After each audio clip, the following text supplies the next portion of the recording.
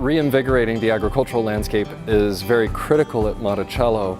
Monticello has done extraordinary work in revealing the true story of the landscape of the enslaved people at Monticello. I think now there's additional work to be done to show the true story of a working farm, of the working agricultural landscape. So the Thomas Jefferson Foundation has reacquired 2,600 acres of the original 5,000 acres. So there's tremendous potential to explore and awaken that landscape in the most sustainable vision possible for agricultural production, which feels very much in step with Jefferson's research that he was doing here at Monticello.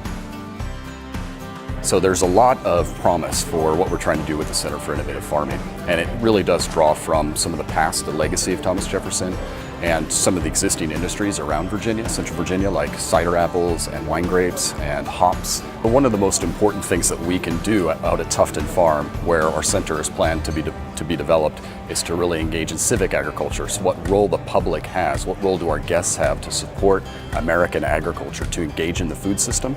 So whether that's trying new things that get them passionate, maybe they strike up a relationship with their farmers and with chefs, all of this really encompasses what we're hoping to do with the launch of this center around sustainable agriculture, civic agriculture, and innovative farming.